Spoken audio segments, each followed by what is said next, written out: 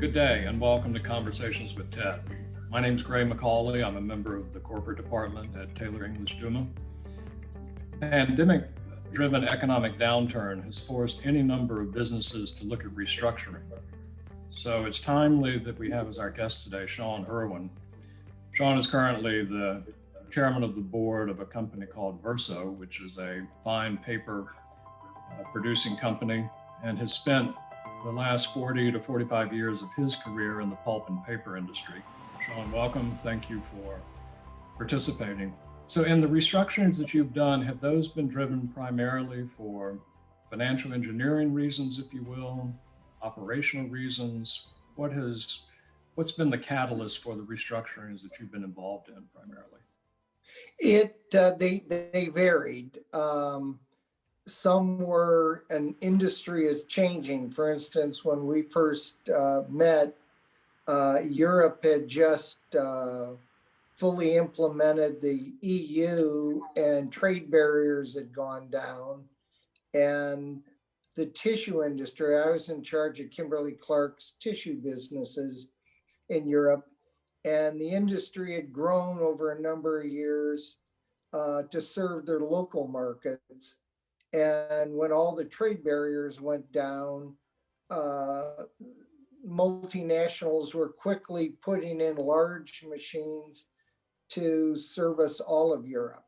As you work through these restructurings, obviously for different reasons, one can imagine a long list of pure legal concerns and HR or personnel concerns, but beyond those, what were the most significant considerations that you, either as a CEO or as a chairman of the board, have to keep front of mind?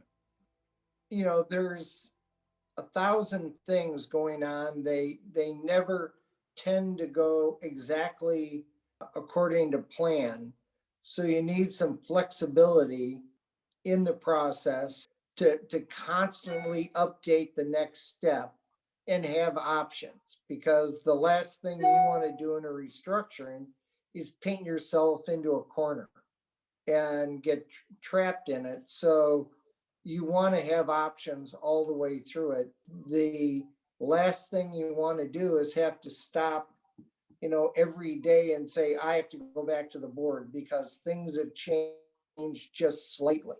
So set good goals up front, and things may be a little bit different, but you want the freedom, you need the freedom really to operate and make decisions while the restructuring is going on. The different businesses you were with, as you were thinking about a restructuring, did you have to consider reputational risk? I know during my years with Coca-Cola, brand and reputation was always, front of mind, if not always the first consideration.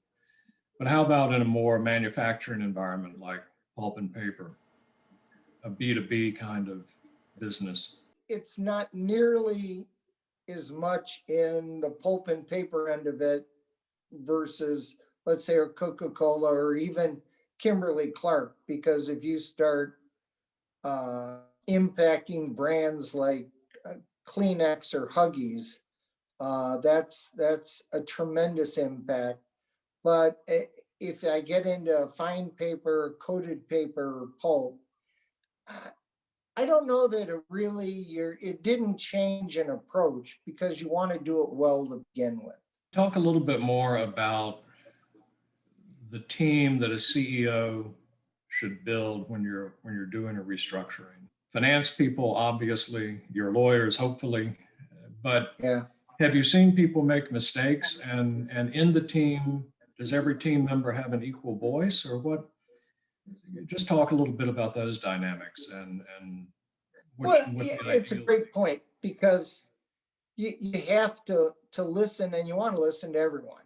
I mean, you can be doing a major restructuring, but you need to consider even, let's say, the purchase director, because you're not going to have the scale of some of your purchases that you did before. And so you can have some negative effects if you're not thinking ahead. If you were mentoring right now, say your successor or a young somebody who had just become CEO of a company and suddenly was faced with the need to do a restructuring? I mean, what guidance would you give him or her as they start down that path? Again, with your mentor hat on. Well, I can I can think of some situations that I didn't think went well, and it's very smart people in the middle of a process, just not thinking broadly. In your practice or with your experience in hindsight, would you say quarterly meetings are sufficient? Was there some regular communication? Did the board form a committee, particularly in a major restructuring, where you would communicate with the committee or a lead director? Or how did that work back to the board? Or did they just say, go do it, and when you're done, let us know?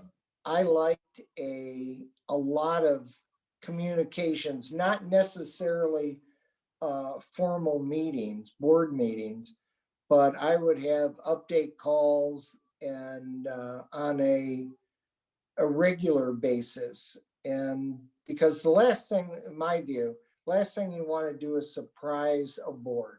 How do you frame it up with the management team or the project team or with the board? Just talk about that a little bit. The managerial exercise. Good question. And I'll focus, well, both management and the board, but you always start obviously with your long-term goal in mind. This is what we expect to achieve with the plan we're going to implement. And both from a financial standpoint, the operational, the capacity you're going to have, capabilities, so on and so forth. And you present the same thing to the board, but sometimes it's good to use ranges too, because you don't know exactly. Sean, thanks again for your time today and for your insights. We really appreciate it. Thanks to all of you who have watched this podcast, and we look forward to you attending other conversations with Ted.